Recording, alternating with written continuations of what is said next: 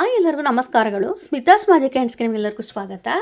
ನೋಡಿ, ಇವತ್ತು ನಾನು ನಿಮಗೆ ವರಮಹಾಲಕ್ಷ್ಮಿ ಹಬ್ಬದ ಪ್ರಯುಕ್ತ ಕಳಸ ಸ್ಥಾಪನೆಯ ಬಗ್ಗೆ ಮಾಹಿತಿ ಕೊಡ್ತಾ ಇದ್ದೇನೆ. ಅಂದರೆ ಕಳಸದ ಒಳಗೆ ನಾವು ಏನೆಲ್ಲ ಒಂದು ಅಮೂಲ್ಯವಾದ ವಸ್ತುಗಳನ್ನು ಹಾಕಬೇಕಾಗುತ್ತದೆ, ಕಾರಣಗಳೇನು, ಹೀಗೆ ಸಾಕಷ್ಟು ಮಾಹಿತಿಗಳನ್ನು ನಾನು ಇವತ್ತು ನಿಮಗೆ ವಿಚಾರಗಳ ತಿಳಿಸ್ಕೊಡ್ತಾ ಇದ್ದೇನೆ. ನೋಡಿ, ನಾವು ಮೊದಲು ಈ ರೀತಿಯಾದ ಒಂದು ದೈವಿಕ ರಂಗೋಲಿಯನ್ನು ಹಾಕಿಕೊಳ್ಳಬೇಕಾಗುತ್ತದೆ. ಇದ್ರ ಬಗ್ಗೆ ಈಗಾಗಲೇ ನಾನು ಮಾಹಿತಿಯನ್ನು ಕೊಟ್ಟಿದ್ದೇನೆ. ಇದರಲ್ಲಿ ನಾನು 5 ದೇವರುಗಳ ಬೀಜಾಕ್ಷರ ಮಂತ್ರವನ್ನು ಸಹ ಬರೆದಿದ್ದೇನೆ. ಹಾಗಾಗಿ ಅಷ್ಟೂ ದೇವರುಗಳ ಅನುಗ್ರಹನೂ ಕೂಡ ನಿಮಗೆ ಸಂಪೂರ್ಣವಾಗಿ ವರಮಹಾಲಕ್ಷ್ಮಿ ಹಬ್ಬದಲ್ಲಿ ನಮಗೆ ಬೇಕೇ ಬೇಕಾಗಿರುತ್ತದೆ. ಹಾಗಾಗಿ ನಾನು ಈ ರೀತಿಯಾಗಿ ಈ ಬಾರಿ ನಾನು ನಿಮಗೆ ತಿಳಿಸ್ಕೊಡ್ತಾ ಇದ್ದೇನೆ. ನೋಡಿ, ಮೊದಲು ನಾವು ಈಗ ದೈವಿಕ ರಂಗೋಲಿ ಹಾಕ್ಕೊಂಡಿದ್ದೇವೋ ಅದರ ಮೇಲೆ ನಾವು ಮೊದಲು ಒಂದು ಪಚ್ಚ ಕರ್ಪೂರ ಮತ್ತು ಜಾವತ್ ಪೌಡರನ್ನು ಹಾಕಿ, ಅದರ ನಂತರದಲ್ಲಿ ನಾವು ಒಂದು ತಟ್ಟೆ ಅಥವಾ ಬಾಳೆ ಎಲೆ, ಹಬ್ಬದಲ್ಲಿ ಅಲ್ವಾ, ಹಾಗಾಗಿ ಬಾಳೆ ಎಲೆ ತೆಗೆದುಕೊಳ್ಳಲೇಬೇಕಾಗುತ್ತದೆ. ಈಗ ನಾನು ಸುಮ್ಮನೆ ಹಾಗೆ ತಿಳಿಸ್ಕೊಡ್ತಾ ಇರುವಂಥದ್ದು. ಒಂದು ತಟ್ಟೆಯಲ್ಲಿ ಅಕ್ಕಿನೇ ತೆಗೆದುಕೊಂಡಿದ್ದೇನೆ.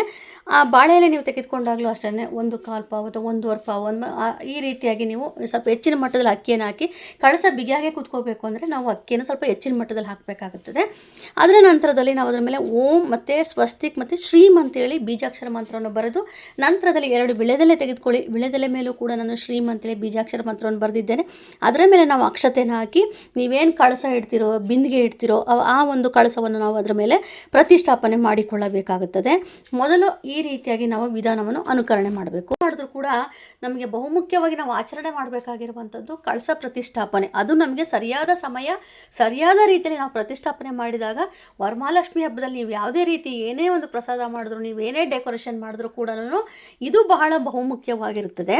ನೋಡಿ, ನಾವು ಮೊದಲು ಏನು ಮಾಡಬೇಕು ಅಂತಂದರೆ, ಕಳಸದ ನೀರನ್ನು ನಾವು ತರುವಂಥ ಸಂದರ್ಭದಲ್ಲಿ ಆದಷ್ಟು ನೀವು ಗಂಗೆಯಿಂದ, ಅಂದರೆ ಹೊರಗೆ ನಲ್ಲಿ ಆಗಿರ್ಬೋದು ಅಥವಾ ದೇವಸ್ಥಾನದ ಬಳಿ ಆಗಿರ್ಬೋದು ಅಥವಾ ಬಾವಿಯಿಂದ ಆಗಿರಬಹುದು, ನಲ್ಲಿಗೆ ಪೂಜೆಯನ್ನು ಮಾಡಿಕೊಂಡು ಬೆಳಗ್ಗೆ ನಲ್ಲಿಗೂ ಕೂಡ ನೀವು ಒಂದು ಕಂಕಣವನ್ನು ಕಟ್ಟಿ ಅದಕ್ಕೆ ಅರಿಶಿನ ಕುಂಕುಮವನ್ನು ಹಚ್ಚಿ ಅಲ್ಲಿಂದ ನೀರನ್ನು ತೆಗೆದುಕೊಂಡು ಬಂದು ನೀವು ಹೊಸ್ತಿಲ ಬಳಿ ಇಟ್ಟು ನಮಸ್ಕಾರ ಮಾಡಿಕೊಂಡು, ನಂತರದಲ್ಲಿ ಬಲಗಾಲಿಟ್ಟು ಒಳಗೆ ಬಂದು ಆಮೇಲೆ ನಾವು ಆ ಕಳಸದ ನೀರನ್ನು ಉಪಯೋಗಿಸ್ಬೇಕಾಗುತ್ತದೆ. ನಂತರ ಆ ಕಳಸಕ್ಕೂ ಕೂಡ ನಾವು ಒಂದು ಕಂಕಣವನ್ನು ಸಹ ಕಟ್ಟಬೇಕಾಗುತ್ತೆ. ಕಂಕಣ ಅಂತ ಬಂದಾಗ 2 ವಿಳೆದೆಲೆ, ಹಾಗೆ ಅದಕ್ಕೊಂದು ಹೂವನ್ನು ಹಾಕಿ 9 ಎಳೆ ದಾರವನ್ನು ತೆಗೆದುಕೊಂಡು ಅದಕ್ಕೆ ಒಂದು ಗಂಟನ್ನು ಹಾಕಿ ನಾವು ಈ ಕಳಸಕ್ಕೆ ಕಟ್ಟಬೇಕಾಗುತ್ತದೆ. ಈಗಾಗಲೇ ನಾನು ಅದ್ರ ಬಗ್ಗೆನೂ ಕೂಡ ಮಾಹಿತಿ ಕೊಟ್ಟಿದ್ದೇನೆ. ಈಗ ಮೊದಲು ನಾವು ಕಳಸದೊಳಗೆ ಏನೆಲ್ಲ ವಸ್ತುಗಳು ಹಾಕಬೇಕಂತ ತಿಳಿದುಕೊಳ್ಳೋಣಂತೆ. ಮೊದಲು ನೋಡಿ, ನಾನು ಹಾಕಿರುವಂಥದ್ದು ಗಂಗಾಜಲ, ನಂತರದಲ್ಲಿ ಹಸುವಿನ ಗಂಜಲ, ಹಾಗೆ ರೋಸ್ ವಾಟರನ್ನು ಹಾಕಿದ್ದೇನೆ. ಆಮೇಲೆ ನಾವು ಸ್ವಲ್ಪ ಮಟ್ಟಿಗೆ ಪಚ್ಚ ಕರ್ಪೂರವನ್ನು ಸಹ ಹಾಕಬೇಕಾಗುತ್ತದೆ. ಪಚ್ಚ ಕರ್ಪೂರ ನಿಮಗೆ ಗೊತ್ತಿರುವಂಥದ್ದೇ, ಅದು ಗಟ್ಟಿಯಾಗಿರುತ್ತೆ. ನೋಡಿ, ತೋರಿಸ್ತಾ ಇದ್ದೀನಲ್ಲ ಈ ರೀತಿಯಾಗಿ. ಇದು ಕರಗೋದೇ ಇಲ್ಲ, ಆದರೆ ಮಾತ್ರ ಅದು ಅರೋಮ, ಅಂದರೆ ಅದು ಏನು ಸುವಾಸನೆ ಇರುತ್ತೋ ಅದು ಕಳಸದ ತುಂಬ ಚೆನ್ನಾಗಿರುತ್ತೆ. ಆಮೇಲೆ 2 ಅಡಿಕೆ ಹಾಕಬೇಕು. ಅಡಿಕೆ ಏನಂದರೆ ಚೂರಾಗಿರಬಾರ್ದು, ಅಡಿಕೆ ಸಂಪೂರ್ಣವಾಗಿರಬೇಕು. ಆ ಅಡಿಕೆಯನ್ನು ಹಾಕಬೇಕು. ಆಮೇಲೆ 2 ಏಲಕ್ಕಿ ಹಾಕಬೇಕು. ಹಾಗೆ ಒಂದು 4 ಲವಂಗವನ್ನು ಸಹ ಹಾಕಬೇಕಾಗುತ್ತದೆ. ನೋಡಿ, ತೋರಿಸ್ತಾ ಇದ್ದೇನೆ ಈ ರೀತಿಯಾಗಿ 4 ಲವಂಗವನ್ನು ಹಾಕಬೇಕು. ಅದರ ನಂತರ ಒಂದು ಬೆಳ್ಳಿ ಕಾಯಿನನ್ನು ಹಾಕಬೇಕಾಗುತ್ತದೆ, ಅಥವಾ ಒಂದು 5 ರೂಪಾಯಿ ಕಾಯಿನ್ ಹಾಕಿದ್ರೂ ನಡೀತದೆ. ಆದರೆ ಬೆಳ್ಳಿ ಕಾಯಿನ್ ಏನಪ್ಪ ಅಂದರೆ, ಪ್ರತಿ ವರ್ಷವೂ ಕೂಡ ನೀವು ಅದನ್ನೇ ಇಡ್ಬೋದು, ಅಥವಾ ವರ್ಷವೂ ಕೂಡ ನೀವು ಲಕ್ಷ್ಮಿಯ ಒಂದು ಏನಪ್ಪ ಅಂದರೆ ನೆನಪಿಗೋಸ್ಕರ ಒಂದು ಬೆಳ್ಳಿ ಕಾಯಿನ್ ತೆಗೆದುಕೊಂಡು ಬರ್ಬೋದು.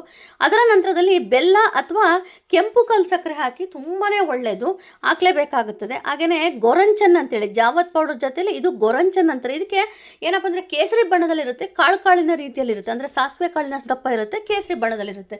ಇದು ಕೂಡ ಬಹುಮುಖ್ಯವಾದದ್ದು. ಇದು ಗೊರಂಚನ್ ನಾವು ಹಾಕಲೇಬೇಕಾಗುತ್ತದೆ. ಅದರ ನಂತರದಲ್ಲಿ ನಾವು ಜಾವತ್ ಪೌಡರ್ ನಿಮಗೆ ಗೊತ್ತಿರುವಂಥದ್ದೇ, ನಿಮಗೆಲ್ಲ ಒಂದು ಶಾಪಲ್ಲೂ ಕೂಡ ಸಿಗುತ್ತೆ. ಆಮೇಲೆ ನಾವು ಏನು ಮಾಡಬೇಕು ಅಂತಂದರೆ, ಒಂದು ಲಾವಂಚ ಬೇರನ್ನು ತೆಗೆದುಕೋಬೇಕಾಗುತ್ತದೆ. ಲಾವಂಚ ಬೇರಲ್ಲಿ ಒಂದು 3-4 ಕಡ್ಡಿ ತೆಗೆದುಕೊಂಡ್ರೆ ಅಷ್ಟೇ ಸಾಕು.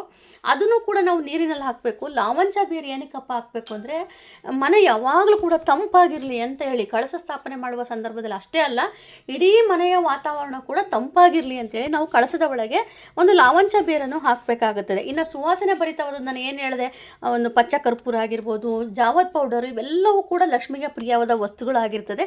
ಇವೆಲ್ಲನೂ ಹಾಕಬೇಕು. ನಂತರದಲ್ಲಿ ಅರಿಶಿಣ ಕುಂಕುಮ.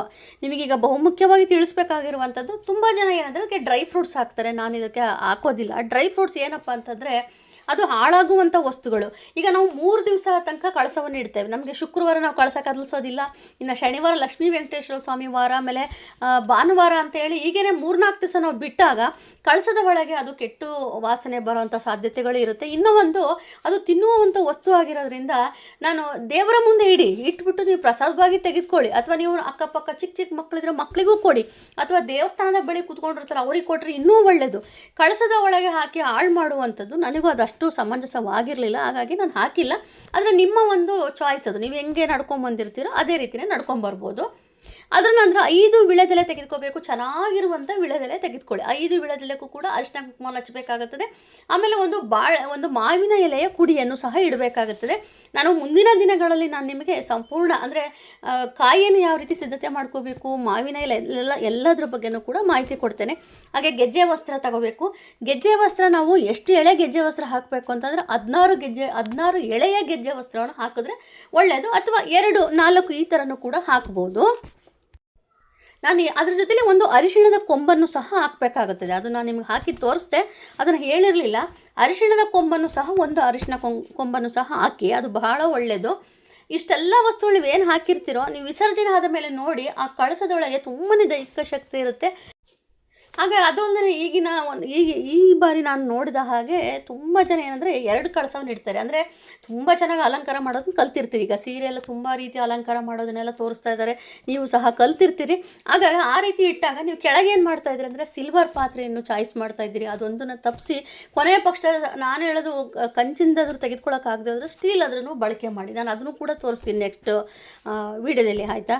ಹಾಗಾಗಿ ಆದಷ್ಟು ಅದೊಂದು ಅದೇ ಶೇಪಲ್ಲೇ ಇರುವಂಥದ್ದೇ ಬೇಕಾದರೆ ನೀವು, ಯಾಕಂದರೆ ಈಗ ನಾವು ತಾಮ್ರದ ಅದೇ ಥರ ತಾಮ್ರದ ಬಿಂದಿಗೆ ತೆಗೆದುಕೊಳ್ಳೋಕೆ ಹೋದ್ರೆ ತುಂಬ ಕಾಸ್ಟ್ಲಿ ಆಗುತ್ತೆ. ನಿಮ್ಗೆ ಆಗದೆ ಹೋದಾಗ ಕೊನೆ ಪಕ್ಷ ಸ್ಟೀಲ್ ಆದರೂ ತೆಗೆದುಕೊಳ್ಳಿ.